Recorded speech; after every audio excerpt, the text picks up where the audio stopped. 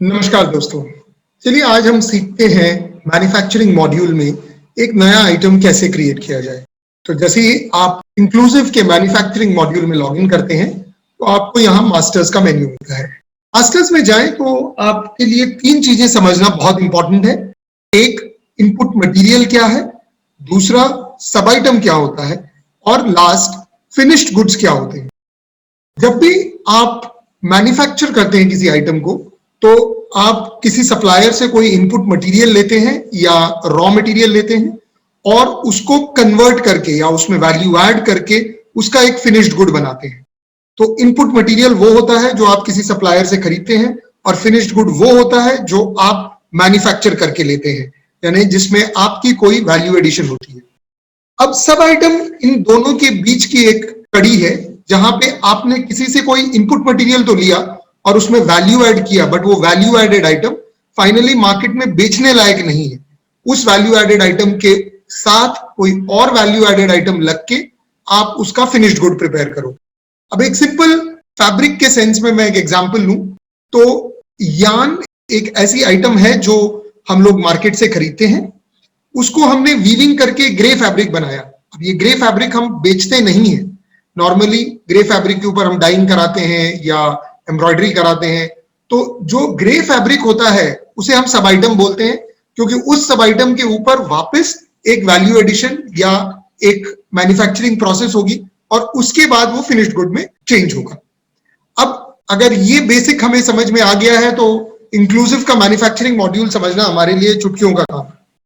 अब input material को हम क्लासिफाई करते हैं एक इनपुट मटेरियल कैटेगरी और एक इनपुट मटेरियल टाइप के क्लासिफिकेशन के अंडर। कैटेगरी क्या होती है, चलिए आज हम एक एग्जांपल लेते हैं ट्रांसफर पेपर का। तो transfer paper basically transfer printing का एक मेथड है जिसके लिए आपने एक इनपुट मटेरियल कैटेगरी बनाया पेपर, और पेपर के अंदर अलग अलग सब टाइप्स बना दिए कि आपने बोल दिया भाई मेरे पास हीट ट्रांसफर पेपर है, या मेरे पास सब्लिमेशन ट्रांसफर पेपर है, या इंकजेट ट्रांसफर पेपर है। तो हम क्विकली देखते हैं कि हम इसे कैसे यूज कर सकते हैं। मैं इनपुट मटेरियल कैटेगरी मास्टर में गया, मुझे नया कैटेगरी ऐड करना हो तो मैंने न्यू कैटेगरी बोला। यहाँ पे मैंने एक ट्रांसफर पेपर 01 करके कोड डाला, मैं इसको ट्रांसफर पेपर बोल के क्रिएट कर रहा हूँ। अब यदि आने वाले ट्रांसफर पेपर का आप हर पीस का अलग बारकोड बनाना चाहते हैं तो पीस वाइज स्टॉकिंग यस बोल दीजिए। उसमें अगर लॉट नंबर वाइज ट्रैकिंग करना चाहते हैं तो लॉट नंबर को भी यस रख दीजिए, और मैं इसको क्रिएट कर रहा हूं। मैंने सेव एंड एग्जिट दिया।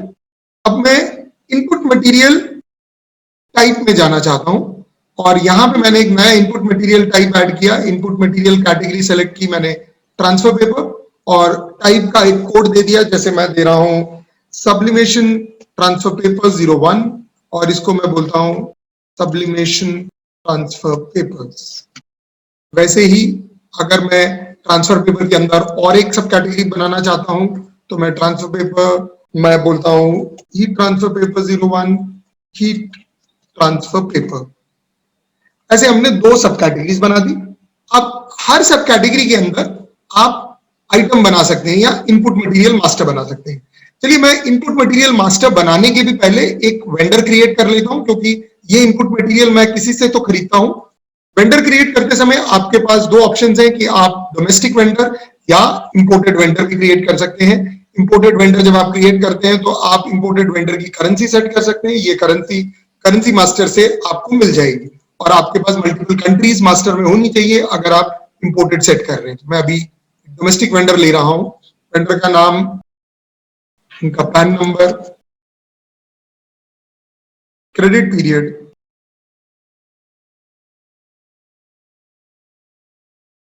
एड्रेस, यही एड्रेस मैं शिपिंग में कॉपी कर रहा हूं।